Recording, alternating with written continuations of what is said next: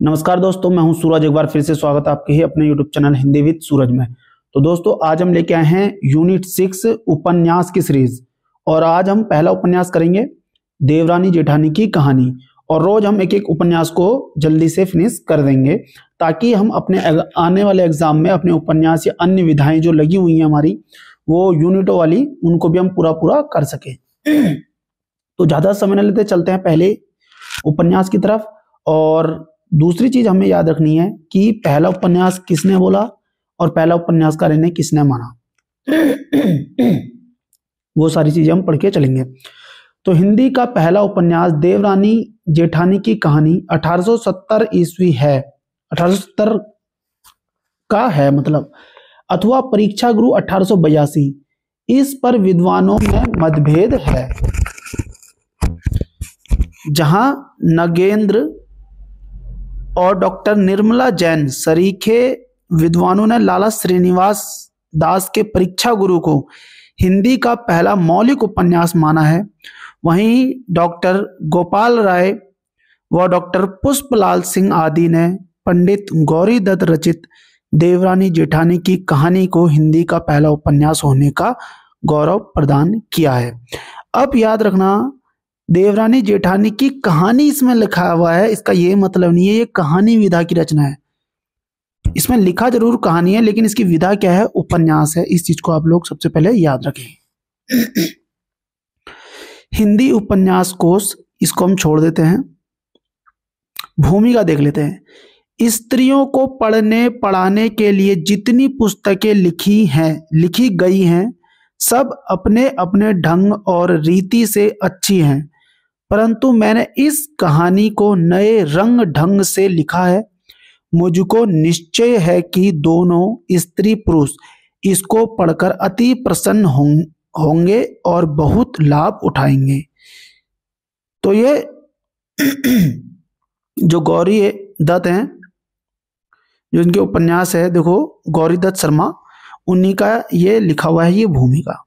सबसे पहले तो याद रखें, जब मुझको यह निश्चय हुआ कि स्त्रियों की बोली और पुरुषों की बोली पसंद करते हैं, स्त्रियों की बोली और पुरुषों की बोली पसंद करते हैं, जो कोई स्त्री पुरुषों की बोली व पुरुष स्त्रियों की बोली बोलता है, उसको नाम धरते हैं। इस कारण मैंने इस पुस्तक में स्त्रियों की ही बोल चाल और वही शब्द जहाँ जैसा आशय है लिखे हैं, और यह वह बोली है जो इस जिले की बनियों के कुटुंब में स्त्री पुरुष व लड़के बाले बोलते चालते हैं। संस्कृत के बहुत शब्द और पुस्तकों जैसे इसलिए नहीं लिखे कि ना कोई चित्त से पढ़ता है और ना सुनता है। इस पुस्तक में यह भी दर्शा एक मिनट,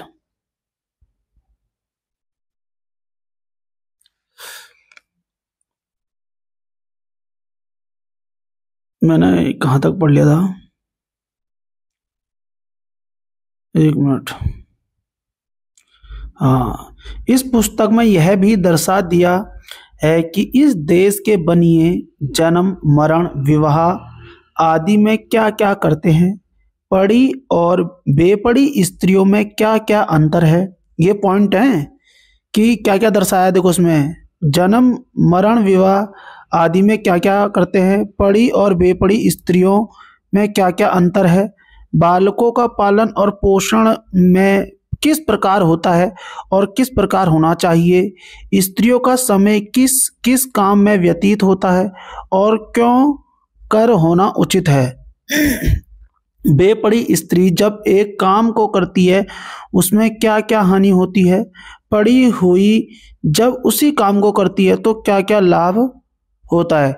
स्त्रियों की वह बातें जो आजकल नहीं लिखी गई मैंने खोज कर सब लिख दी, और इस पुस्तक में ठीक ठीक वही लिखा है जैसा आजकल बनियों के घरों में हो रहा है।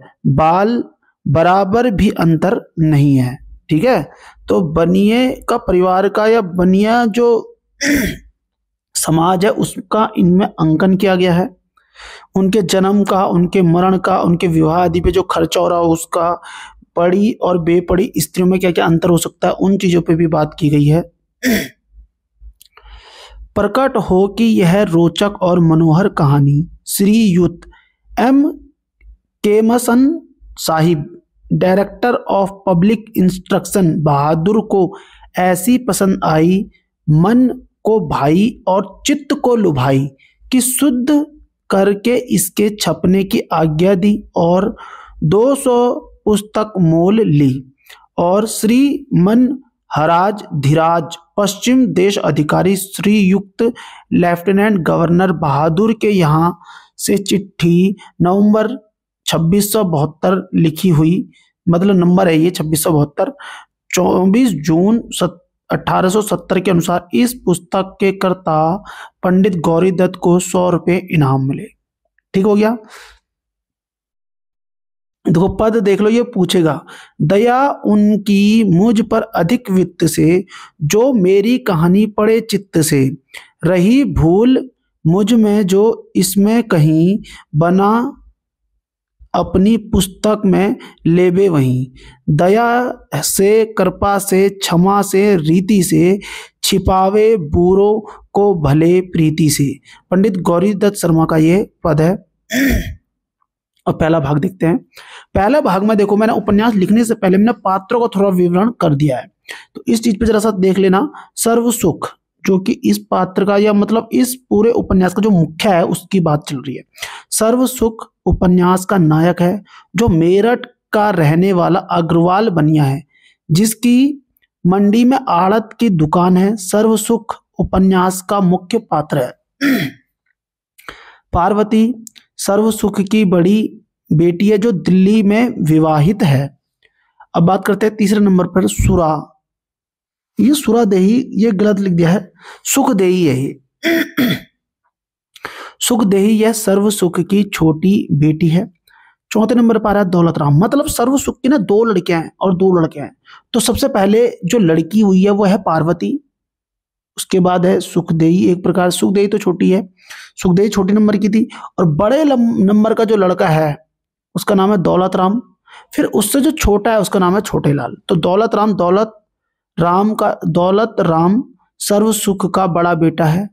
छोटे लाल सर्व सुख का छोटा बेटा है।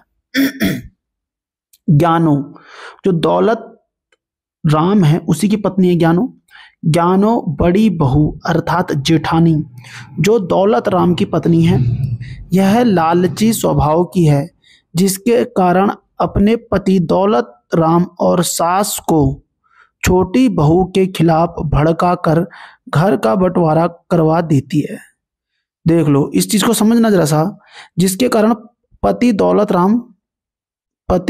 राम और सास को छोटी बहू के खिलाफ भड़काकर, ठीक है, घर का बंटवारा कर देती है। छोटी बहू अर्थात देवरानी, जो छोटे लाल की पत्नी है, यह ज्ञानो अर्थात अपनी जेठानी की तरह लालची नहीं है। कन्हैया, दौलत राम का पुत्र है कन्हैया, नन्हे छोटे लाल का बड़ा बेटा। अब याद रखना, जो ये कन्हैया है ना, ये दौलत राम का छोटा लड़का ही है ये, क्योंकि दौलत राम के हैं 2 बच्चे, एक है लड़की एक है लड़का। और नन्हा जो दौलत राम का छोटा भाई है छोटे लाल, उसके भी 2 लड़के हैं, मतलब दोनों के 2 बच्चे हैं। दौलत राम के तो लड़का और लड़की थे, और जो नन्हे छोटे लाल है उसके दोनों लड़के हुए, एक का नाम नन्हे एक का नाम मोहन। तो देखो, कन्हैया दौलत राम का पुत्र है, ये छोटा पुत्र है, इससे बड़ी थी इसकी लड़की, ठीक है, उसका नाम क्या है, मुलिया नाम है, मुलिया नाम था उसका। अभी देखो, नन्हे छोटे लाल का बड़ा बेटा है, मोहन छोटे लाल का छोटा बेटा है। तो मैं इसको याद रखता हूं ऐसे, देखो ऐसे बोलना आपने, नन्हे मोहन। अब देखो, नन्हे मोहन बोला तो नन्हे कैसा है, बड़ा बेटा है, और मोहन बाद में हुआ तो ये छोटा बेटा हो गया। नन्हे मोहन, तो नन्हे बड़ा बेटा, मोहन छोटा बेटा। कन्हैया दौलत राम का छोटा बेटा है। शिवदयाल सुखदेई का बेटा। अब देखो सुखदेई, सुखदेई कौन थी?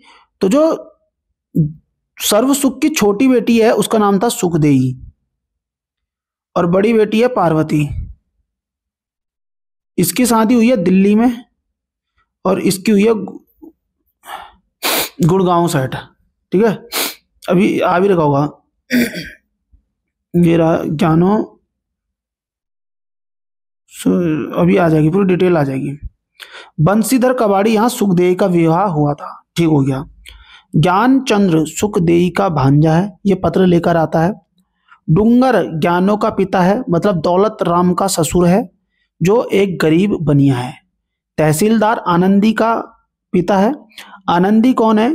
जो आपका छोटा बेटा है सर्वसुख का, नन्हे, तो नन्हे के जो छोटी बहू हुई है उसके पापा हैं। तो कह सकते हैं हम, जो आपका नन्हे है, नन्हे नहीं, नन्हे के पापा, इतने सारे नाम हो चुके हैं। छोटे लाल, छोटे लाल के ससुर जी हैं ये तहसीलदार। राम प्रसाद आनंदी का बड़ा भाई है, आनंदी का बड़ा भाई, और आनंदी का छोटा भाई भी होगा गंगाराम। राम प्रसाद, गंगाराम, दोनों भाई हैं। मैं इसको याद रखता हूँ ऐसे ही, देखो देखो, गंगा, गंगा राम से ही नाम निकल जाएगा। देखो आनंदी का छोटा भाई है गंगा राम, और राम से ही राम प्रसाद, ऐसे बोलता हूं मैं। अब बात करते हैं भगवान देही, आनंदी की छोटी बहन। दिल्ला पांडे पुरोहित जी हैं ये। मिश्रानी दिल्ला पांडे की पत्नी। मुंशी टिकट नारायण शहरी अमीर। हर सहाय काबली, ये भी शहरी अमीर है। अन्य पात्र में देखो लाल दीन दयाल, लाला दीन दयाल है। कृपी है जो बाल विधवा है। झल्लामल है। लाला बुलाकी दास है जो मदरसे में नौकर है, और लाला बुलाकी दास के कहने पर ही ये छोटे लाल को मदरसे में अंग्रेजी शिक्षा के लिए लिखवाते हैं उसका नाम। सारी चीजें आ जाएगी। अब हम स्टार्ट करते हैं उपन्यास। मेरठ में देखो, मेरठ में सर्वसुख नाम का एक अग्रवाल बनिया था। मंडी में आड़त की दुकान थी। जो जो मैंने हेडलाइट किया हुआ है ना, ये मतलब राय लाल पेन से, ये आपको नोट कर लेने हैं, क्योंकि ये सारे मैंने बनाया हुआ है फॉर्मेट, तब दिया जा रहा है। आस पास के गांव से लोग सौदा लाते, इसकी दुकान पर बेच जाते। पैसा रुपया तुलाई का इसके हाथ भी लग जाता, और कभी भाव चढ़ा देखता तो 1000 का नाज पात लेकर दुकान में डाल देता, और फायदा देख उसे बेच डालता। ब्याज बट्टे और गिरवी पाते में भी उसे बहुतेरी आमदनी थी। हाट हवेली धन दौलत दूध पूत परमेश्वर का दिया उसके सब कुछ था, और यह इसने अपने ही पुरुषार्थ से किया था। माँ बाप तो पिछले हैजे में 5 वर्ष का छोड़कर मर गई। मतलब सर्वसुख जब 5 वर्ष का था तब इनके माता पिता कौन सी बीमारी से, इस चीज को याद रखना भैया, ये हैजे से मरे थे। क्योंकि हमें प्लेग भी आ सकता है, क्योंकि जब आप पढ़ेंगे मुंशी प्रेमचंद की वो चिमटे वाली जो है कहानी, उसमें वो प्लेग से मरेगा उनके पिताजी जो थे। तो माँ बाप पिछले हैजे में 5 वर्ष का छोड़कर मर गए थे। चाचा ने पाला था, थोड़े ही दिन हुए होंगे जब तो कुड़कियां बेचा करे था, कुकड़ियां बेचा करे था, चने चबेना करता, खांचा सिर पे लिए गली गली में फिरा करे थे। इन्हें ये काम भी करी है, कुकड़ियां भी बेच रखे हैं, चना चबेना करता, खांचा सिर पर रख कर भी ये बेचने जाता था। खांचा होता है टोकरी में कुछ चीज रख देना और उसके अनुसार गली गली में आके बेचना। फिर इसने परचून की दुकान कर ली। मुंशी टिकट नारायण और हर सहाय काबली शहर के अमीरों की इसके यहाँ उचापत उठने लगी। इसमें परमेश्वर ने ऐसी सुनी कि आड़त की दुकान हो गई, जहां तहां से माल आने लगा, इज्जत बढ़ गई। लोग 50,000 रुपये का भरम करने लगे। सच है जिसे परमेश्वर देता है छप्पड़ फाड़ कर देता है। ये वाला कथन पूछा गया कथन है ये।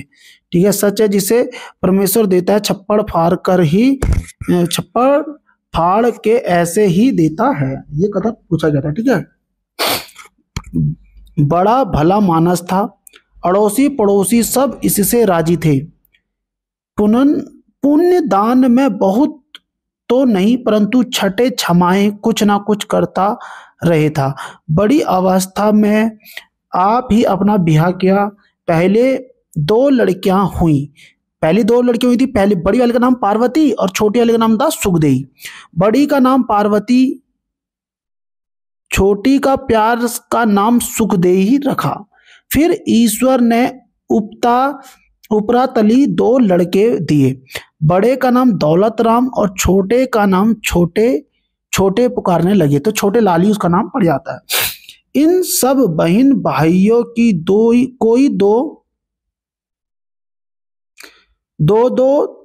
तीन वर्ष की छुटाई बढ़ाई होगी, कोई कंफर्म नहीं है, छोटाई बढ़ाई ऐसा बोल रहा 2-3 वर्ष। बड़ी लड़की दिल्ली विवाही गई, तो पार्वती थी, पार्वती का विवाह दिल्ली हो जाता है। छोटी लड़की की मंगनी बंशीधर कबाड़ी के यहाँ हापुड़, मैंने गुड़गांव बोला था मैंने गुड़गांव साइड बोला था, हापुड़ में, सॉरी। एक दिन रात को अपने घर में कहने लगा कि सुखदेही की माँ लाला बुलाकी दास हमारी बिरादरी में जो मदरसे में नौकर हैं, यूं कहते हैं कि अपने छोटे बेटे को तुम अंग्रेजी पढ़ाओ। तो छोटे बेटे को अंग्रेजी पढ़ाने के लिए जोर किसने डाला था? लाला बुलाकी दास ने, जो कि कहाँ था? मदरसे में नौकर था। इस चीज को याद रखना। इसमें तेरी क्या सलाह है? और दौलत राम को तो मैं अपने कार में गिरूंगा, मतलब अपने काम में ही उसको लगाऊंगा, अपने आड़त वाली दुकान में। ठीक है, उसने कहा अच्छा तो है, सारे दिन गलियों में कूदता फिरे है।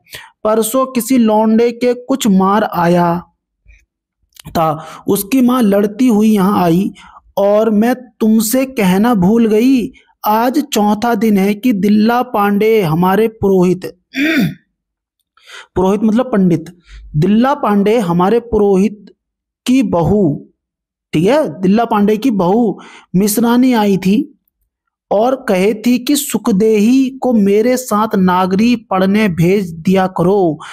जो सुखदेही है छोटी वाली, उसका हापुड़ में जो रिश्ता हुआ है उसकी शादी नहीं हुई है अभी, ये समझ लो। मिश्रानी बोल रही है कि देवनागरी नागरी पढ़ने के लिए उसे तुम मेरे यहाँ भेज दिया करो। और भी मोहल्ले की 5-7 लौंडियां उसके घर जाया करे हैं, वह सीना पिरोना भी सिखलाया करे है। और वह बड़ी बड़ी बात कही थी कि जब सुखदेही पड़ जाएगी, चिट्ठी पत्री लिखनी आ जाएगी, घर का हिसाब लिख लिया करेगी। उसके घर कभी कभी एक मैम आया करे है, लौंडियों को देख हरी हो जा है और उनका पढ़ना सुनकर किसी को छल्ला और किसी को अंगूठी दे जा है। ठीक है, सो छोटे लाल तो मदरसे में बिठाए गए, दौलत राम लाला के साथ दुकान जाने लगे और सुखदेही मिश्रानी से नागरी पढ़ने लगी। इस चीज को आप लोग याद रखें। एक दिन कोई 4 घड़ी दिन होगा, ठीक है, 4 घड़ी दिन होगा, छोटे लाल बाहर खेल रहा था, घर में भाग गया और कहने लगा कि माँ लाला आवे हैं, लाला मतलब मेरे पापा जी आ गए हैं। यह अपने मन में डर गई और कहने लगी कि आज दिन से क्यों आए। इतने में वह भी आन पहुंचे और खाट पर बैठ गई। इतने छोटे लाल को पंखा दिया, इसने छोटे लाल को पंखा दिया और कहा लाला को हवा कर। माँ ने बोला वो लाला जी को अपने हवा कर ले, अपने पापा को। यह बोले सुखदेही की माँ, ले बोल क्या करें। जहां दौलत राम का टेवा गया था, तनी गांठ करने को नहीं आया है। तो गांठ करने को तो टेवा गया था, जो भी रिश्ता गया था उसकी गांठ करने के लिए कौन आया? नाई। बार बार यही आएगा देखना बड़े के लिए। झल्लामल, और झल्लामल जो कल खुर्जे से आए थे, यों कहे थे कि लड़की का बाप डूंगर बेचारा गरीब बनिया है, जो दौलत राम है, उसकी पत्नी जो ज्ञानू है, ज्ञानू का जो पिता है उसका नाम है डूंगर राम, वो भी बनिया है लेकिन गरीब बनिया है। झल्लामल, और बोल कौन रहा है ये कि वो गरीब है? झल्लामल जो कल खुर्जे से आए थे, यो कहे थे कि लड़की का बाप डूंगर बेचारा गरीब बनिया है, सरा के नुक्कड़ पर परचून की दुकान खोल रखी है। तो ये बताया किसने कि वो उसका बाप गरीब है? तो आप लोग याद रखना, झल्लामल ने। और दौलत राम का को टेवा गया था, तनी गांठ करने कोई नाई आया है, ठीक है ना? और गांठ करने कौन आया है? नाई आया है, ठीक हो गया। पर लड़की की माँ बड़ी लड़ाका है, लड़की की माँ लड़ाका बनती है तभी तो ज्ञानो भी लड़ाका बनती है। तुम्हारे समधी के पास ही हमारा घर है। और छोटे लाल की पीठ ठोक कर कहने लगा कि छोटे भाई, छोटे लाल हमारा नसीबेवर है, गुड़गांवे के तहसीलदार ने इसका टेवा मांगा है। तो झल्लामली बता रहे हैं छोटे वाले के लिए भी कि इसका टेवा मांगा हुआ है किसने? गुड़गांव के तहसीलदार ने। अभी तो रास्ते में लाला दीनदयाल किरपी के ताऊ, किरपी वो विधवा है, ठीक है, जो अभी मैं बता के गया था, ठीक है। अभी रास्ते में लाला दीनदयाल किरपी के ताऊ गाड़ी में बैठे आवे थे, मुझे पुकार कर कहने लगे कि मैं मामा जी से मिलने गुड़गांव गया था। सो वह पूछे थे कि सर्व सुख आड़ती का छोटा बेटा क्या करे हैं? मैंने कहा साहब मदरसे में अंग्रेजी पढ़े हैं और होशियार हैं। सो उन्होंने उसका टेवा मांगा है, तुम मुझे दे देना, मैं भेज दूंगा। लाला साहब लड़की बड़ी सुघड़ है, वह अपनी लड़की को आप नागरी पढ़ाया करे हैं, आनंदी को। सुखदेही की माँ बोली कि तुम दौलत राम की सगाई रख लो, आई हुई लक्ष्मी घर से कोई नहीं फेरता और रुपया पैसा हाथ पैरों का मैल है, आगे लौंडिया लौंडे का भाग। तो ये वाला पॉइंट बहुत मैन है, ये इसको याद रखना कि सुखदेव की माँ क्या बोलती है कि दौलत राम की सगाई रख लो, आई हुई लक्ष्मी घर से कोई नहीं फेरता। सो नाई तनी गांठ करके चला गया और उसी साल में विवाह की चिट्ठी ले आया। उन्होंने कहला भेजा कि अब के वर्ष तो हमारी लड़की विवाह की ठहर गई है, अगले वर्ष विवाह रख लेंगे। छोटे लाल की पत्री गुड़गांवे मिल ही गई थी। लाला दीनदयाल के माफत वहां से कहलवात आई कि सर्वसुख जी से कहना कि मरती जीती दुनिया है, आगे मैं सरकारी नौकर हूं। तहसीलदार बोल रहा है कि मरती जीती दुनिया है, आगे मैं सरकारी नौकर हूं, आज यहां कल जाने कहां को बदली हो जाए। सो लड़की का विवाह हम इसी साल में करेंगे। ठीक हो गया। इन्होंने यहां से कहला भेजा कि हमारी इज्जत उनके हाथ है, अभी तो 2 विवाहों से निपटे हैं और इस साल में ना केवल सूझता ही नहीं, अगले साल जैसा मुंशी जी कहेंगे वैसा करेंगे। अब देखो इसमें हो क्या रहा है, मतलब 2 लड़की की शादी कर रही है, एक तो लड़की की 2 लड़कियों की शादी कर दी है उसने, तो अभी हम वो बोल रहे कि हम अभी निपटे हुए हैं और इस साल वो टाइम मांग रहा है। अगले साल ब्याह की तैयारी हो गई और बड़ी धूमधाम से लाला जी के बेटे का विवाह कर लाए। दोनों तरफ की वाह वाह रही। जब बहू घर आई, बगड़ पड़ोसन सब इकट्ठी हो गई। सुखदेई की माँ बोले तो सर्वसुख की पत्नी, सुखदेई की माँ से कहने लगी, ले बहन बहुड़िया तो भली सुंदर है, तेरी बड़ी बहू का रंग तो सांवला है। ठीक है, दोनों बहू आ रही हैं एक प्रकार से। जो कोई बड़ी बूढ़ी आती, बहू कहती पाँव पड़ू जी, वह कहती बहुत सीली सपूती हो, बूढ़ सुहागन रह। जब कोई इसके बाप के घर की बात पूछती, वह ऐसी मीठी बातों से जवाब देती कि सब प्रसन्न हो जाती, बिना बातों नहीं बोलती, चुपकी बैठी रहती। वह जब अवसर पाती अपनी पोथी ले बैठती। मोहल्ले और बिरादरी की बेअरबानियों में धूम पड़ गई कि फलाने की बहू बड़ी चतुर है, कोई कहती बड़े घर की बेटी है, इसका बाप तहसीलदार है। अंग्रेजी पढ़ा हुआ है, अपनी बेटी को आप पढ़ाया है। कोई कहती जी इसके साथ जो नायन है वह कहे थी इस पे सीनी पिरोना भी आवे है और भली अच्छी फुलकारी भी काढ़े है। सुखदोही का अभी गौना नहीं हुआ है। सुखदेही जो छोटी वाली है उसका गौना नहीं हुआ, बाप ही के घर थी। ननद भाऊजो का बड़ा प्यार हो गया, दोनों पढ़ी पढ़ी मिल गई, क्योंकि वो भी नागरी पढ़ती थी और आनंदी को भी आती थी, तो दोनों पढ़ी लिखी थी। सुखदेही इतनी पढ़ी हुई ना थी, लेकिन वो पत्र पढ़ती थी। सुखदेही इतनी पढ़ी हुई ना थी, परंतु चिट्ठी पत्री तो अच्छी तरह से लिख लिया करे थी। इसने अपनी सब पढ़ी हुई बहेलियों को बुलाया, सहेली मतलब बुलाया, और उनका लिखना पढ़ना अपनी भावज को दिखलाया।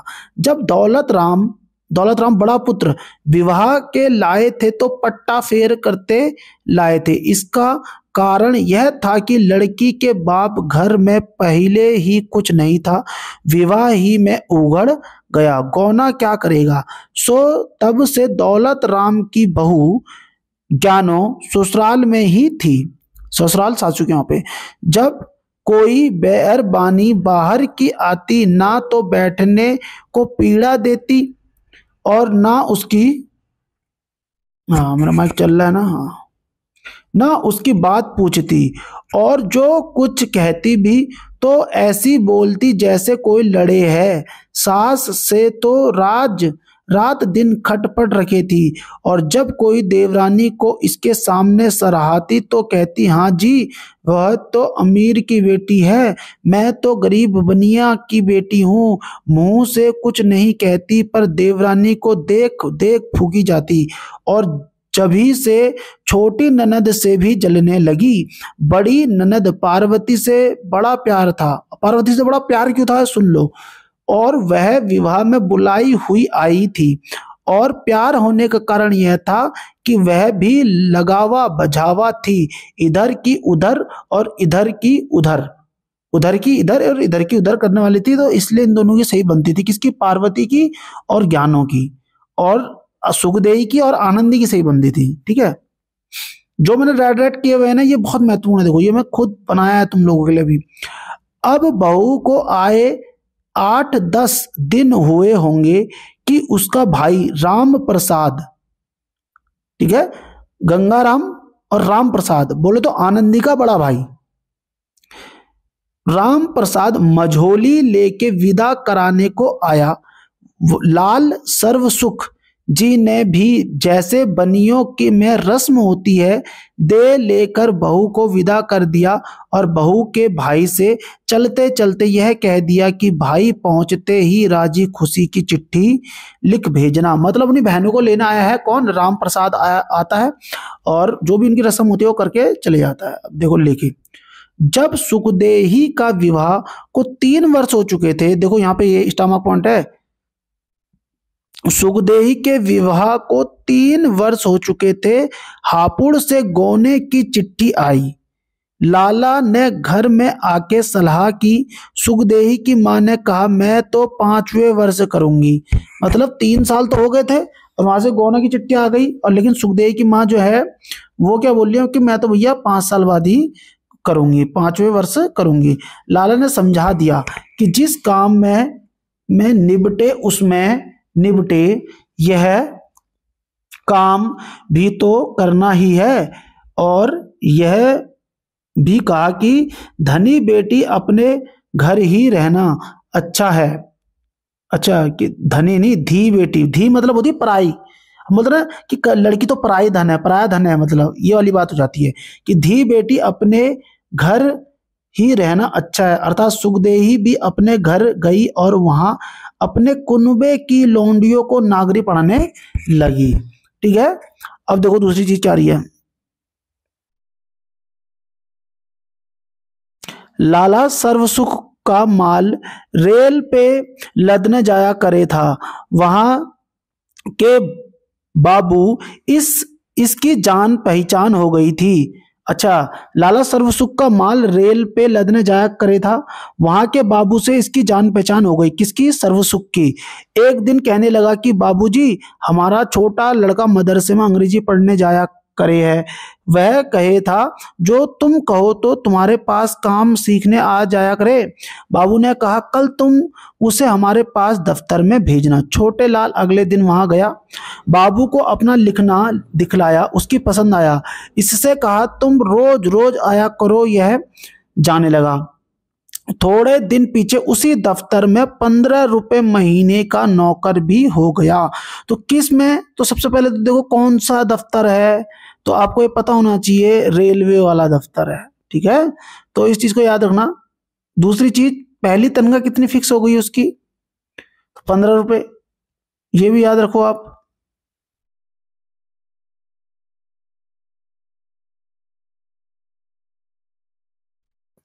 ये देखो इधर, थोड़े दिन पीछे उसी दफ्तर में 15 रुपए महीने का नौकर भी हो गया। इसे नौकर हुए कोई 1 वर्ष बीता होगा कि बाबू की बदली अंबाले की हो गई। तो बाबूजी कहाँ चले गए? वहां से अंबाला चले गए। यह बाबू का काम किए ही करे था और साहब भी रोज देखा करे था। बाबू की जगह इसे कर दिया और यह कह दिया कि अब तुमको 40 रुपए महीना मिलेगा, फिर काम देखकर 60 रुपया कर देंगे। तो मतलब 15 से 40, 40 से 60 तक ये पहुंच जाएगा। जब छोटे लाल 15 ही रुपए का नौकर था कि इसके लाला गौना कर लाए थे और अब गौन याई अपने घर ही थी। छोटे लाल इस बात से अपने मन को बड़ा मगन था कि मेरी बहू पड़ी हुई है और बड़ी चतुर है। इधर इसकी घरवाली इससे खूब राजी थी। खूब राजी थी। मैं माइक को ऐसे रखूंगा क्योंकि मेरा माइक कभी भी बंद हो सकता है, इसकी चार्जिंग का इशू है। खूब राजी थी और यह बात परमेश्वर की दया से होती है कि दोनों स्त्री पुरुष के चित्त इस तरह से मिल जाएं, यह कुछ अचंभे की बात भी नहीं। दिल तो वहां नहीं मिलता जहां मर्द पड़ा हो और स्त्री बेपड़ी। तो ये किस में बोला गया है? तो ये देवरानी जेठानी की कहानी में, उपन्यास में ये वाली बात आ सकती है। दिल वहां नहीं मिलता जहां मर्द पड़ा हो और स्त्री बेपड़ी। जब यह दोनों मिलते एक दूसरे को देख बड़े प्रसन्न होते। इधर वह उसके मन की बात पूछती और अपनी कहती, उधर उसको इस बात का बड़ा ही ध्यान रहता कि कोई बात ऐसी ना हो कि जिससे इसका मन दुखे। उसकी बेसलाह कोई काम ना करता। उसके लिए एक नागरी का अखबार लिया, रात को उर्दू और अंग्रेजी अखबारों की खबरें उसे सुनाता और जब अब थक जाता, मतलब स्वयं थक जाता, उससे कहता लो अब तुम हमें अपने अखबार की खबरें सुनाओ। इस बात से इसको बड़ा ही आनंद होता था। अच्छा बॉन्ड था उनका। घर तो ऐसा ही था जैसे और बनियों का हुआ करता है, पर इसने अपना चौबारा सोने और उठने बैठने को सजा रखा था। चादर लग रही थी, कलई की जगह नीला रंग का फिरवा रखा था, बोरियों के फर्श पर दरी बिछा रखी थी, तस्वीर और फानुस भी लग रहे थे। 2 कुर्सी बड़ी और 2 कुर्सी छोटी, जिनको आराम कुर्सी कहते हैं, एक तरफ पड़ी हुई थी। किताबों की एक अलमारी मेज के पास लगी हुई थी। 2 पलंगों पर रेशम की डोरियों से चीही चादर खींची हुई थी। अपना सादा कमरा अच्छा बना रखा था। जो कोई बाहर की लुगाई आती, छोटे लाल की बहू अपना चौबारा दिखाने ले जाती। ठीक है। एक दिन अपनी जेठानी से बोली कि आओ जी तुम भी आओ। उसने कहा अब ले मैं न आती। और लुगाइयों ने कहा जेठानी से बोली और कहा निगोड़ी अपने देवर का चौबारा देख लेना। शर्मा शर्मी उठी चली गई और चौबारे को देख अक धक रह गई। इसकी अटारी में 2 पुरानी धुरानी खाट पड़ी हुई थी। पिंडोल का पोता और गोबर का चौका भी न था। एक कोने में उपलों का ढेर, दूसरे में कुछ चीथड़े और एक तरफ नाज के मटके लग रहे थे। इसका कारण यह था कि बेचारा दौलत राम नीरा बनिया ही था, पढ़ा लिखा कुछ था ही नहीं। आगे उसकी बहू गांव की बेटी थी और उसने देखा ही क्या था, छोटे लाल की बहू की सी सुथराई और सफाई, और कहाँ आटा पीसना और गोबर पातना इसको खूब आवे था, वाए दिन भर लड़ा लो।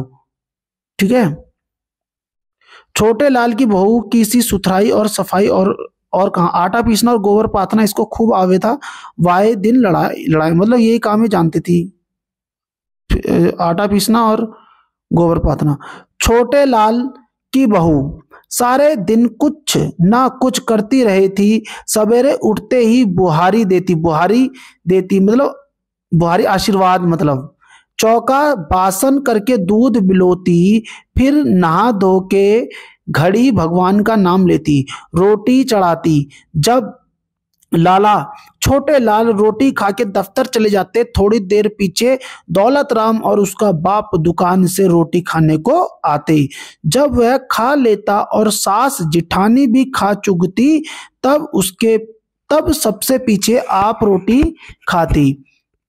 और जिस दिन दौलत राम की बहू रोटी करती, दौलत मतलब बड़े वाले की बेटी औरत, मतलब जानू रोटी बना रही है जिस दिन, सपोज कर लो, दाल में पानी बहुत डाल देती और कभी नून ज्यादा कर देती, कभी डालना भूल जाती। गांव कैसे मोटी मोटी रोटियां करती, किसी को बहुत सेक देती और कोई कच्ची रह जाती, इसलिए बेचारी देवरानी को दोनों वक्त चूल्हा फूकना पड़े था। रात को पूरी पराठा और तरकारी कर लिया करे थी, दोपहर को रोटी खाने के पीछे घंटा डेढ़ घंटा आराम करती, फिर सीना पिरोना, मोजे बुनना, फुलकारी काटना, टोपियों पे कलाबत्तू की बेल लगाना आदि में जिस काम को जी चाहता ले बैठती। इस समय मोहल्ले और बिरादरियों की लौंडियाओं दो घड़ी को इसके पास आ बैठा करे थी, किसी को मोजे बुनना बतलाती और किसी को लिखना पढ़ना सिखलाती, और आप ही अपना काम किए जाती। जब कभी इस काम से मन उछटता तो अपनी पोथी से, ये स्टमक पॉइंट है, पोथी में से सहेलियों और भनेलियों को कहानियां सुना सुनाकर रुलाती और हंसाती। जब कभी ज्ञान चर्चा छोड़ देती तो भगवान गीता के श्लोक पढ़ पढ़ कर ऐसे सुंदर अर्थ देती कि सुनकर सब मोहित और चकित रह जाते। किसके? गीता के श्लोक पढ़ पढ़ के सुनाती थी वो।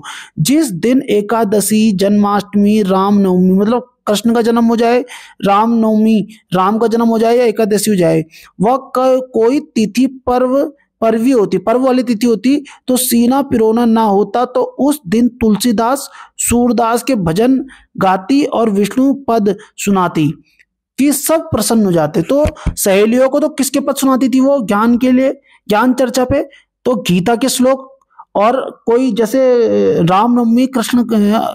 रामनवमी आ जाए आपका, या फिर जन्माष्टमी आ जाए, उसमें क्या बोलिए, सूरदास और तुलसीदास के भजन गाती और विष्णु पद सुनाती थी। ये चीज याद रखना जरा, कृष्ण पद, तुलसीदास के, सूरदास के, विष्णु पद और गीता के श्लोक, ये चीजें थी उसकी। रात को जब सारा व्यालू कर चुकते यह अपने चौबारे में चली जाती और रात को 10 बजे तक जहां तहां की बातचीत करके हंसती और बोलती रहती। दोनों आपस में बातें करते रहते हैं, मतलब पति पत्नी। सुखदेही के भांजे, सुखदेही कौन है? जो छोटी लड़की है उसकी, पार्वती से छोटी वाली। सुखदेही के भांजे का विवाह यहाँ मारवाड़े में हुआ था। ठीक हो गया। हापुड़ से अपनी बहू को लेने आया। अगले दिन लाला सर्व सुख से दुकान पर मिलने गया। तो मतलब वो मारवाड़े के आसपास अपनी बहू को लेने गया हुआ है, हापुड़ से अपनी बहू को लेने आया है, तो आसपास ही उस सर्व सुख की दुकान भी होगी, तो वहां भी चले जाता है। सर्व सुख से मिलने गया, राजी खुशी कह के बोला कि मामी ने अपने भावज को चिट्ठी दी है, घर पहुंचा देना। तो मामी मतलब सुखदेही ने चिट्ठी दी है अपनी भावज के लिए, मतलब आनंदी के लिए, उसको दे देना। ठीक हो गया। तो चिट्ठी लेके कौन आ रहा है? तो याद रखना है जिसका भांजा है। ठीक है, अब इसका नाम भी आएगा भांजे का, मैंने ऊपर वैसे बता तो रखा है, नाम अभी मेरे दिमाग से हट रहा है। लाला के नौकर के हाथ घर चिट्ठी भेज दी। छोटे लाल की बहू ने पहले आप पढ़ी, मतलब स्वयं पढ़ी, फिर सास को पढ़कर इस तरह सुना दी। स्वाति श्री स्वर उपमा योग्य बहु आनंदी जी, यहाँ से सुखदेही की राम राम बाचना। यहाँ क्षेम कुशल है, तुम्हारी क्षेम कुशल सदा भली चाहिए। तुम दिन हुए कि तुम्हारी एक चिट्ठी आई थी, मैंने तो उसका जवाब लिख दिया था, फिर तुमने कोई चिट्ठी नहीं लिखी।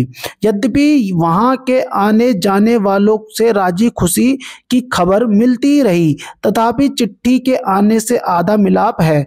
अब तो मुझे आए बहुत दिन हुए, तुमसे मिलने को जी चाहे है। आनंदी बोली अपनी भाभी के लिए, ठीक है।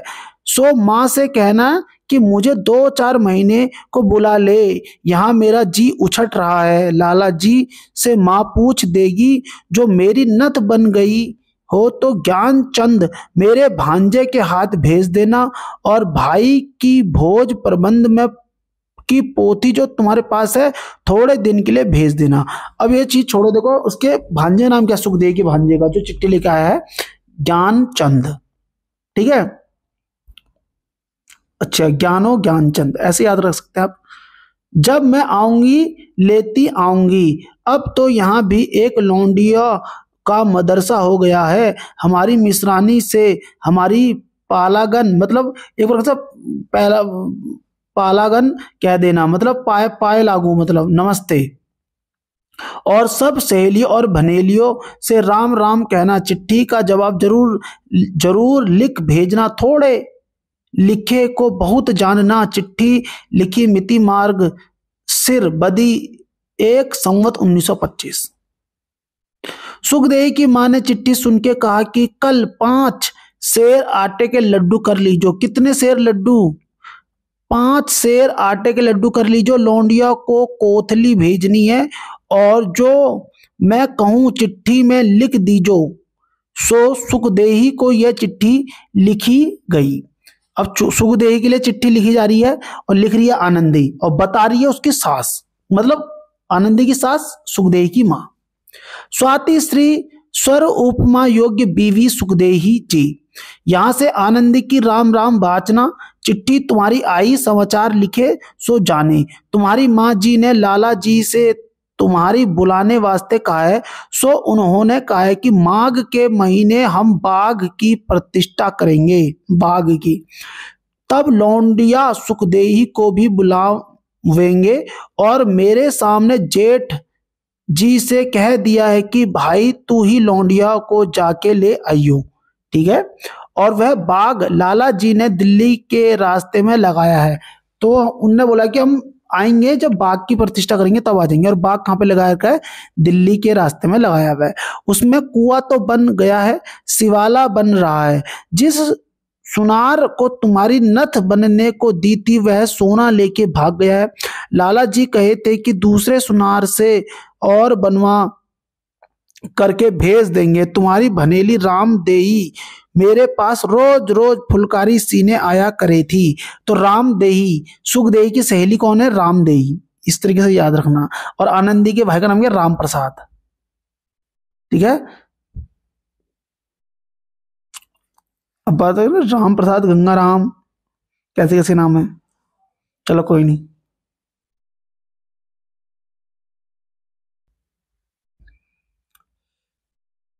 तुम्हारी भनेली रामदेही मेरे पास रोज रोज फुलकारी सीने आया करी थी।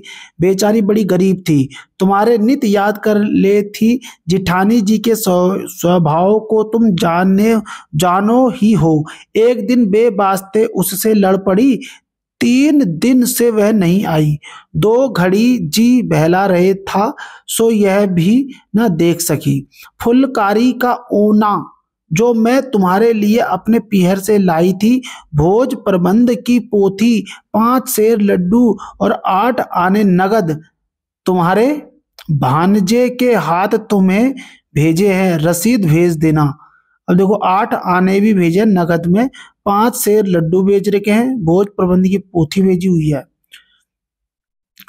तुम्हारी माँ ने तुम्हें राम राम कही है, मेरी राम राम अपनी सासू और बनेलियों से कह देना। चिट्ठी लगी मिति मार्गशीर सुदी 2 संवत 1925। यह चिट्ठी में लिखी हुई चीजें सुखदेही के भांजे के हाथ भेजी गई और जबानी भी कहलवात गई कि लाला बंशीधर से कह देना कि माघ के महीने में लेने की बात करिए, जो बाग में प्रतिष्ठान होगा, ठीक है, माघ के महीने में लौंडिया को लेने बहल आवेगी, ऐसा ना हो कि उल्टी फिरी आवे, एक चिट्ठी लिख भेजे। यहाँ दौलत राम की बहू बड़ी भोर उठ के गौ की धार काटती, गोबर पाथती, नहाती ना धोती, चरखा लेकर बैठ जाती। अब देखो, और कभी कभी दाल दलती, नाज फटकती, आटा छानती, 10-10 और 20-20 मन अनाज दुकान से इकट्ठा आ जाए था। उसे अकेली बोरियों और कट्टों में भर देती। काम तो बहुतेरा करे थी, पर वैर विषवाद बहुत रखे थी। और यह सास ने दोनों देवरानी जेठानियों को जैसा जिस जोग देखा काम बांट दिया था। पीसना, खोटना, चुरखा पूनी ऐसी मेहनत के काम देवरानी से नहीं हो सके थे, इसलिए कि उसने बाप के घर किए नहीं थे, परंतु वह उससे 10 गुने अच्छे काम कला बत्तू और गोटा किनारे के जाने थी।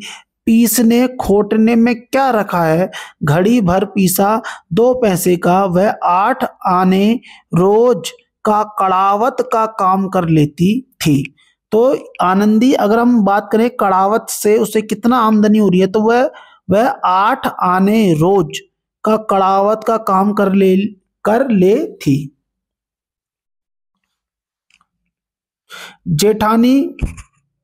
जेठानी रोटी खा के फिर चर्चा ले बैठती। इस जैसी इसकी भी 2-1 बनेलियां थी, सो कोई ना कोई इसके पास आ बैठी करे थी।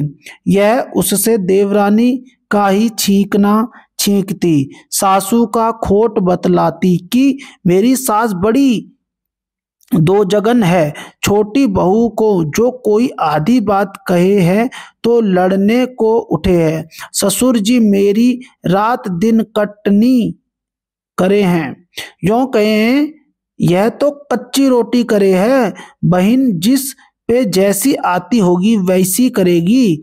और यह मेरी देवरानी बड़ी खोट और चुप चोटी है। मेरा देवर 70 चीजें लावे है, दोनों खसम जोरू खावे हैं, किसी को एक चीज नहीं दिखलाते। छड़ियों में मेले के दिन जरा सा मूंग का दाना मेरे वास्ते लेके आई थी, सो मैंने तो फेर दिया, हमें तो जैसा मिल गया खा लिया। मेरी देवरानी छटांग भर पक्का घी दाल में डाल के खावे है। इस प्रकार से नित चुगली करती और अपनी देवरानी को सुना सुना चरखा काटती जाती, ताने महने और बोली ठोली मारती जाती कि ले पीसे कोई और खावे कोई ऐसी लुगाई भी होती होगी और पीसना नहीं जानती होगी, यूं कहो मेहनत ही नहीं होती। देवरानी चुपकी सुना करती, कभी कुछ ना कहती। एक दिन उसने इतना कहा था कि जेठानी जी तुम्हारा कैसा स्वभाव है, बाहर की लुगाइयों के सामने तो बोली ठाली की बात मत कहा करो, इसमें घर की बदनामी है। ये पूछा गया क्वेश्चन है। उसके पीछे ऐसी 5 पत्थर लेकर पड़ी कि उससे पीछा छुड़ाना दुर्लभ हो गया और बोली अब चल तो तेरी जेठानी है, उससे कह छोटा मुंह और बड़ी बातें आप मेरी बड़ी बन के बैठी है, और जो कुछ मुंह में आया कहती रही। वह बेचारी चुपकी होके चली आई। सास ने कहा अरे तू उससे क्यों बोली थी? उसने कहा आई जी मैंने तो उसके भले की बात कही थी। आनंदी बोली है। सास ने कहा मैं क्या कहूँ, हमारी वह कहावत है कि अपना मरण जगत की हंसी।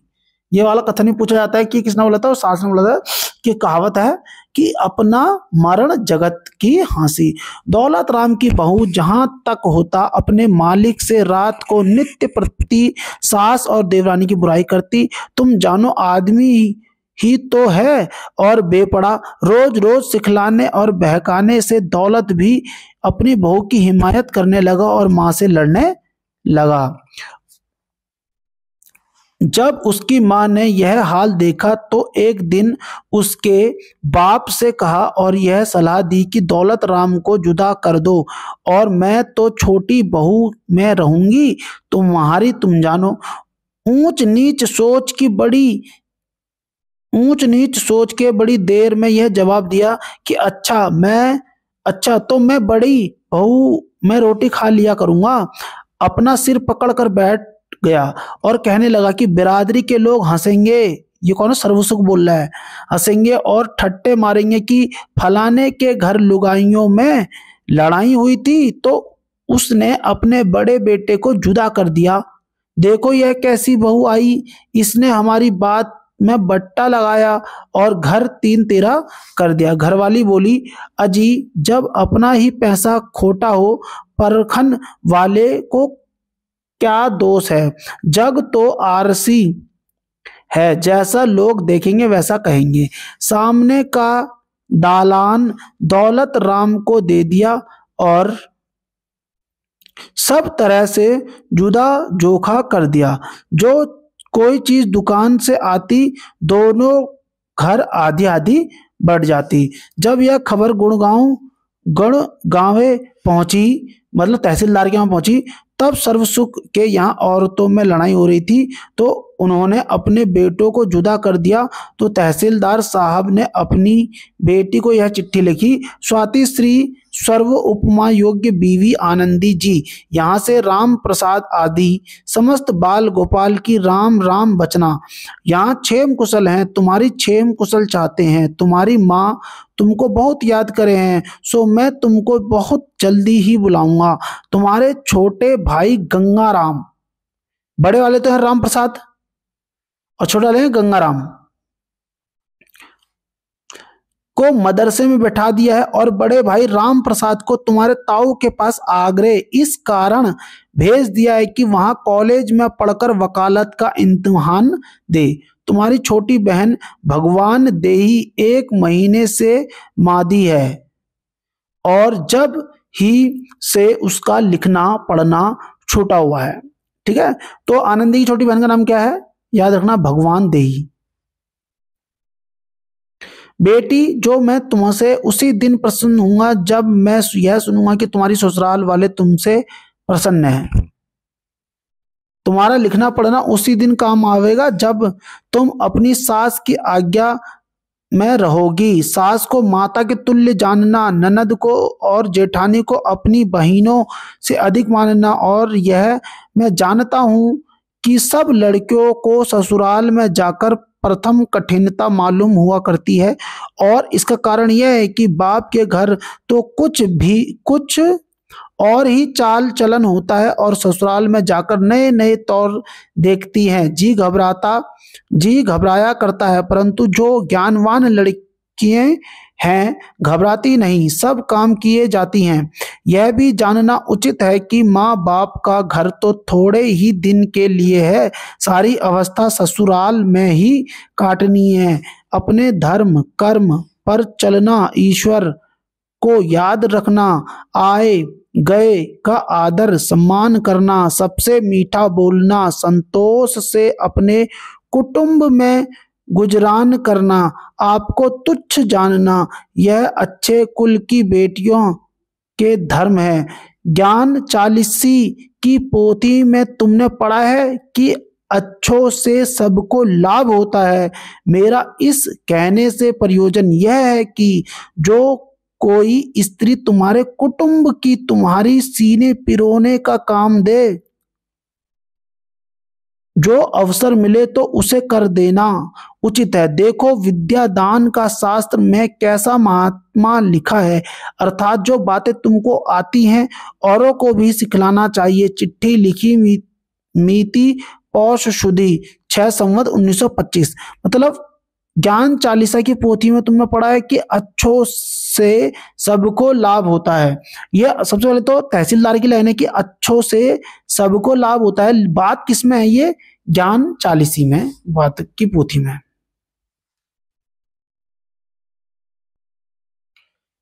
यह चिट्ठी छोटे लाल के खत में बंद होकर आई और उसने अपने घर में दे दी। दौलत राम के जुदे होने से 6 महीने पीछे एक लड़की हुई।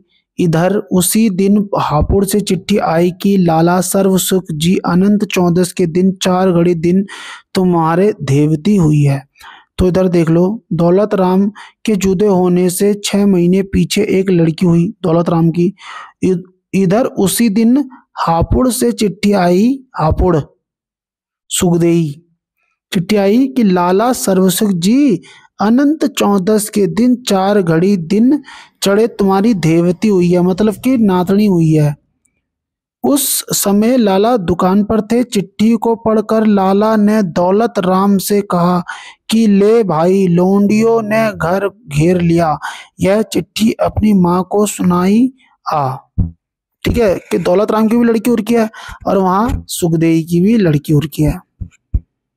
ठीक है, अब इधर देख लेते हैं।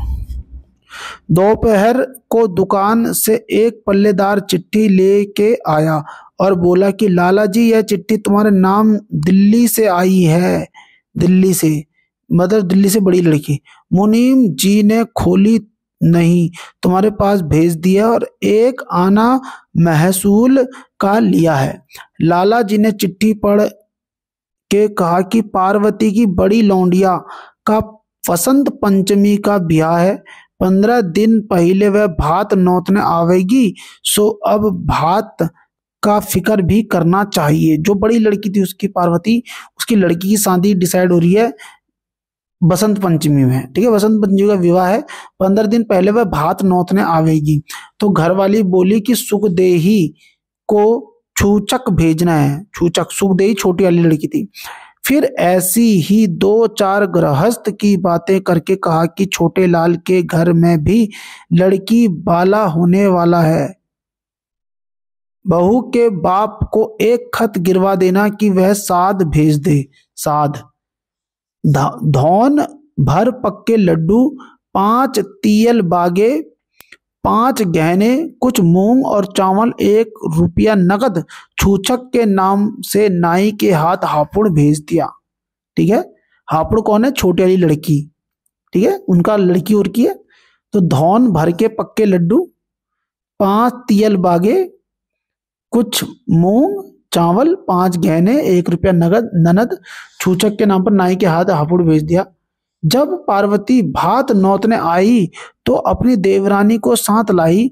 गुड़ की भेली देके बोली कि ब्याह में सबको आना होगा। लाला जी ने कहा, बीबी, छोटे लाल की तो छुट्टी नहीं है, दौलत राम भात लेके आवेगा और विवाह से एक दिन पहले नाई ब्राह्मण को साथ ले दौलत राम भात लेके दिल्ली में जा पहुंचा।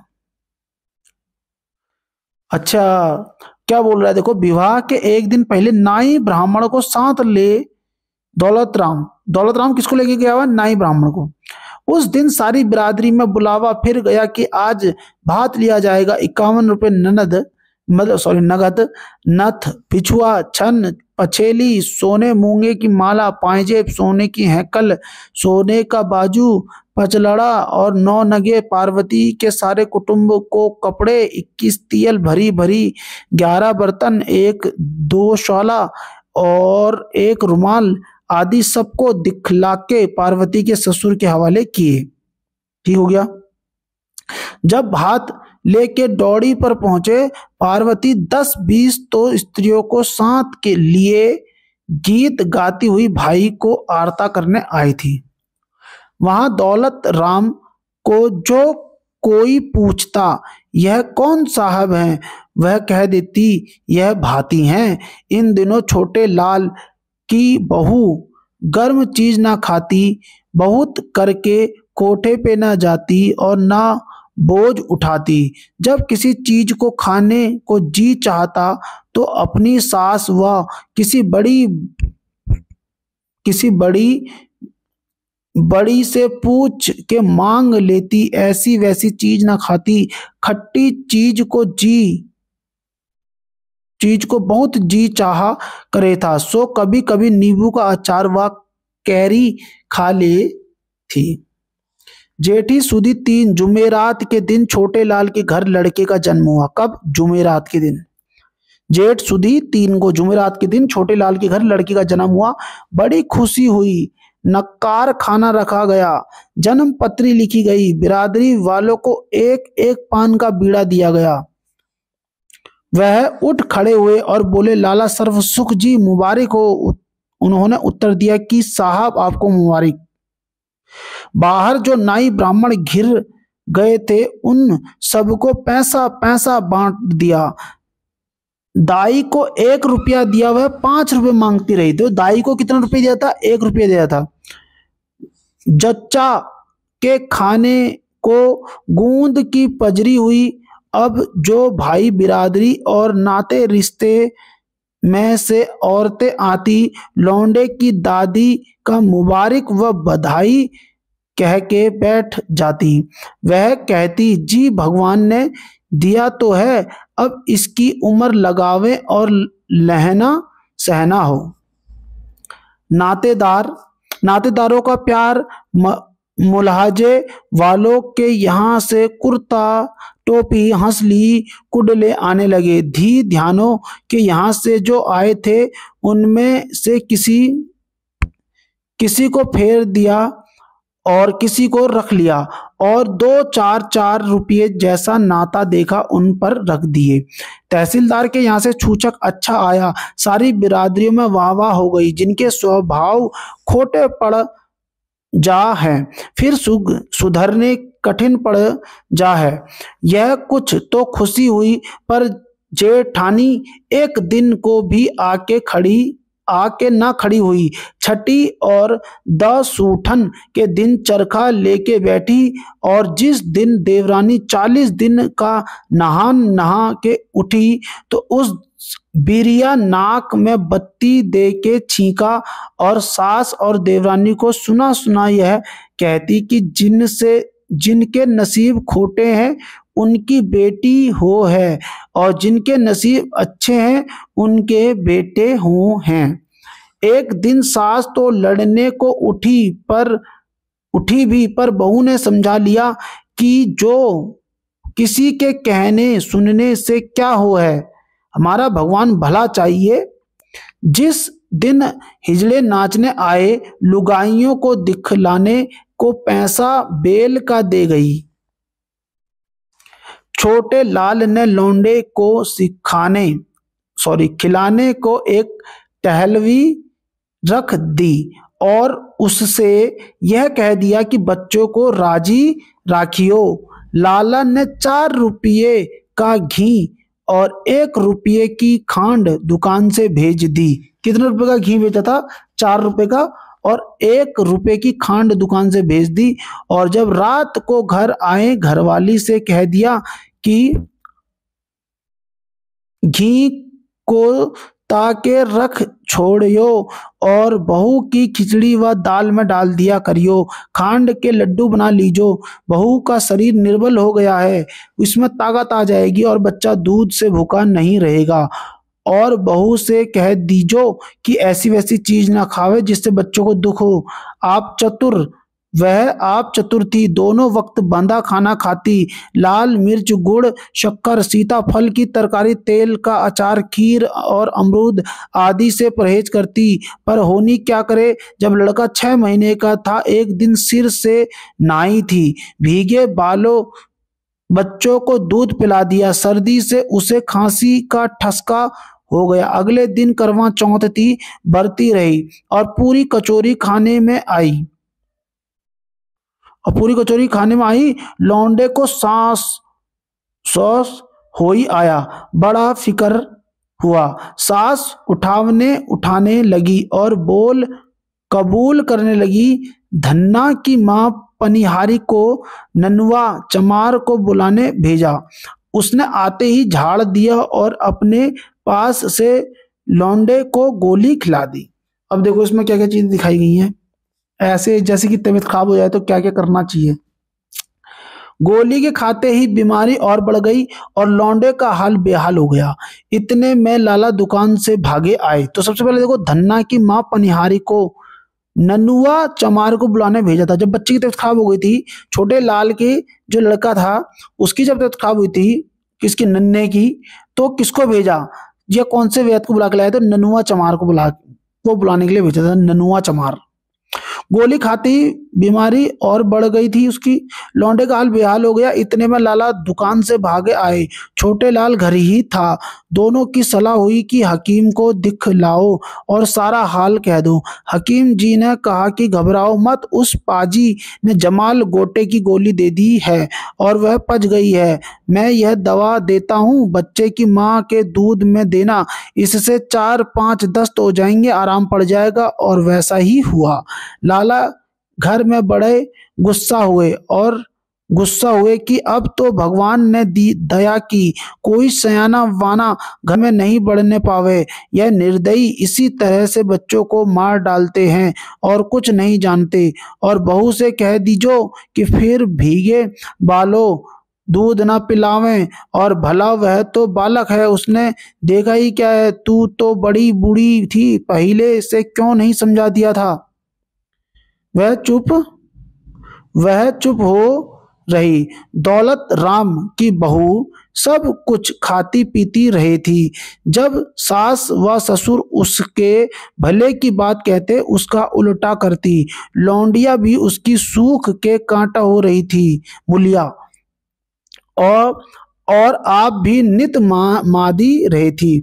एक समय गर्मी के दिन थे। 2-3 धुएं में रोटी की दोनों माँ बेटियों की आंखें दुखन आ गई। परहेज किया नहीं और बीमारी बढ़ गई। किसी ने बहका दिया कि तुम्हारी आंखें घर के देवता ने पकड़ी हैं। उस दिन से दवाई भी डालनी छोड़ दी। बेचारे दौलत राम को आप चूल्हा फूकना पड़ा। देवरानी जेठानी भाग दो। जब लाला को यह खबर हुई, वह एक दिन आके बहुत लड़े कि दवा नहीं डालोगी तो अंधी हो जाओगी। तब कोई 15 दिन में रसोत की पोटली से आराम हुआ। लौंडिया की आंखों को पहले ही आराम हो गया था, क्योंकि दौलत राम हकीम जी के यहाँ दवाई गिरवा लाए थे। छोटे लाल के लड़के का जन्म का नाम तो कुछ और ही था, परंतु लाड से उसको नन्हे पुकारने लगे। और नन्हे उसका बड़ा लड़का है कायदे से, और मोहन उससे भी छोटा वाला है, तो नन्हे मोहन, ठीक है। छोटे लाल के लड़के का जन्म जो भी था नन्हे रख दिया था। जब वर्ष ही दिन का होगा, इसकी आंखें दुखने आई, नन्हे की भी। गरम गरम शाही डाली, जस्त आजा मलाई के फोहे बांधे, नहीं आराम हुआ। तब इसकी माँ ने अपनी सास से कहा कि मेरी माँ मेरे भाई की आंखों के वास्ते एक रगड़ा बनाया करे थी, तुम कहो तो नन्हे की आंखों के वास्ते मैं भी बना लूं। उसने कहा अच्छा। 1 तोला जस्ता, 1 तोला रसोत, 6 मासे फटकी, 2 तोले छोटी हड़, बाजार से मंगाकर 1 तोले गौ का घी को 101 बार धोकर उसमें रसोत और फटकी पीस के मिला दी और समूची हड़ों में समेत कौसी की प्याली पर रगड़ लिया। नन्हे की आंख इसी से आराम हो गया। इस रगड़े की मोहल्ले में धूम पड़ गई। जिस किसी के बच्चे की आंखें दुखने आती, मांग के ले जाती और इसे डालते आराम हो जाता। खुरजे वाली की लौंडिया की आंखें फिर दुखने आई थी, इसी रगड़े से आराम हुआ। एक दिन छोटे लाल की बहू बोली, छोटे लाल, ठीक है, आनंदी मतलब छोटे लाल की बहू बोली कि सासू जी, जब मेरे लाला दिल्ली में सरिश्तेदार थे तो मेरे बड़े भाई को माता रानी का टीका लगवा दिया था। वह भी कहे थे और मैंने भी लिखा देखा है कि जिस बच्चे को टीका लग जाता है के फिर माता नहीं निकलती, और जो निकले भी हैं तो जोर नहीं होता। सो नन्हे का चाचा मतलब उसका बाप कहे था, जो माँ और लाला जी की मर्जी हो तो नन्हे के टीका हम भी लगवा ले। सो माँ बाप की आज्ञा से छोटे लाल ने सफा खाने के बड़े बाबू से नन्हे के टीके लगवा लिया। जब बच्चे के दांत निकलते हैं तो बड़ा ही दुख होता है। जो दूध पीता है डाल देता है, दस्त आया करते हैं, शरीर दुर्बल हो जाता है, बच्चा रोता बहुत है, दूध नहीं पीता। ये ही हालत नन्हे की हुई। एक बिरिया ऐसा मादा हुआ कि सबने आस छोड़ दी। बकरी के दूध से आराम हुआ और एक दिन छोटे लाल आपने साहब की चिट्ठी लिखवा के बड़े डॉक्टर के पास भी नन्हे को ले गया था। डॉक्टर ने कहा कि जब बच्चे के दांत निकलते हों उसको जंगलों और मैदानों की बहुत सवेरे रोज रोज हवा खिलाई जाए, इससे अच्छी और कोई दवा नहीं है। छोटे लाल ने अपने नौकर को हुक्म दिया कि जब तक गडूल ना बने नन्हे को गोद में ले के गोलोक बाबू के बाग तक रोज हवा खिला लाया कर। कहाँ तक? गोलक बाबू के बाग तक रोज हवा खिला लाया कर, गोलक बाबू के बाग तक। और नन्हे जब 2 वर्ष का हुआ तो गडूल ने में बैठा कर सूर्य कुंड तक भेजने लगे, और बहुत करके लाला छोटे लाल आप भी गडूलने के साथ जाया करे थे। इससे नन्हे का सब रोग जाता रहा और शरीर में बल आया। रात को दोनों स्त्री पुरुष उसे खिलाते और बड़े मगन होते। जब छोटे लाल कहता आओ नन्हे मेरे पास, तो वह चट चला जाता, और जब उसकी माँ कहती आओ हमारे पास, आओ हम चिज्जी देंगे, वह ना आता। तब दोनों हंस पड़ते और कभी माँ की खाट पे से बाप की खाट पे चला जाता और कभी रोके फिर चला आता। यह दोनों उसका तमाशा देखा करे थे। जब छोटे लाल किसी प्रकार के संदेह में होता, यह चाचा चाचा कह के उसके लिपट जाता, उसका संदेह जाता रहता, उसे गोद में उठा के खिलाने लगता और कभी कहता कि नन्हे को अंग्रेजी पढ़ा के रुड़की कॉलेज में भेजेंगे और इंजीनियर बनाएंगे। उसकी घरवाली कहती कि नहीं, इसको तो तुम वकील बनाना, मेरा ताऊ आगरे में वकील है, हजारों रुपये महीने की आमदनी है और घर हैं, किसी का नौकर नहीं। एक दिन बड़े लाला बाहर चबूतरे पर पोते और पोती को खिला रहे थे। जो कोई लाला का मिलापी उधर जाता, लाला कहते सलाम कर भाई, यह तेरे चाचा हैं। नन्हे अपने सिर पर हाथ रख लेता, वह हंस पड़ते और कहते जीते रहो। इतने में दिल्ला पांडे आए। दिल्ला पांडे जो पुरोहित थे। लाला ने आप पालागन की, फिर लड़के से बोले कि हाथ जोड़ पालागन कर, यह हमारे पुरोहित हैं। उन्होंने कहा सुखी रहो लाला, और फिर बोले सर्वसुख जी, यह लड़का बड़ा बुद्धिमान और भाग्य वाला होगा, क्योंकि इसकी सीधे दांत हैं, चौड़ा माथा है और हंसमुख है। इसकी सगाई बड़े घर की लेना। लाला ने तो हमारे पेज 16 हो चुके हैं, 73 मिनट की वीडियो हो चुकी है। इसका पार्ट 2 लेके आऊंगा मैं कल, ठीक है। इसका 1-2 घंटे में डाल दूंगा पार्ट 2। काफी लंबी वीडियो हो चुकी है, क्योंकि फिर इसे उतना लंबा भी नहीं रखना है मुझे, और धीरे धीरे मैं करूंगा एडजस्ट। तो उम्मीद करता हूँ आज की वीडियो आपको अच्छी लगी हो, और ये वीडियो अगर आपको अच्छी लगी है तो आप वीडियो को लाइक कर सकते हैं, चैनल को सब्सक्राइब कर सकते हैं, और पार्ट 2 इसका बहुत जल्द आ जाएगा। जल्द क्या मतलब, कुछ ही घंटे में इसका पार्ट 2 भी आ जाएगा। मैं चाहूँ तो उसको मैं शॉर्ट वर्जन कर सकता हूँ, शॉर्ट चीजें कर सकता हूँ, बट मैं चाहता हूँ कि आप एक बार चाहे फास्ट देखो चाहे फास्ट सुनो काम करते करते, लेकिन मूल पीडीएफ जरूर पढ़ो, मूल रचनाएं एक बार जरूर पढ़ो, ताकि तुम्हारे मन में ये ना रहे कि यार मैं कुछ अलग। हालांकि जो मैं तुम्हें इसके फैक्ट दूंगा वो एकदम सही है, वो पेपर में वही पूछेंगे, लेकिन आपके दिमाग में वो फैक्ट बैठेंगे कैसे? वो बैठेंगे तब जब आपने मूल चीजें पढ़ी होंगी। जब आप मूल चीजों को पढ़ते हैं फिर जाके उसको कनेक्ट करते हैं शॉर्ट में, तो आपको सारी चीजें समझ में आती हैं। तो इसलिए मूल पढ़ना बहुत जरूरी है। एक बार आप मूल चाहे खुद से पढ़ें चाहे वीडियो के माध्यम से चाहे कैसे भी करें, पर मूल चीजें आपको पढ़नी एक बार चाहिए। तो उम्मीद करता हूं आज की वीडियो आपको अच्छी लगी होगी, नोट्स अच्छे लग रहे होंगे। अगर ये वीडियो अच्छी लगी है तो आप वीडियो को लाइक कर सकते हैं, चैनल को सब्सक्राइब कर सकते हैं, और हिंदी वाले तो करके जाना और एक प्यारा सा कमेंट दे के जाना। Thank you.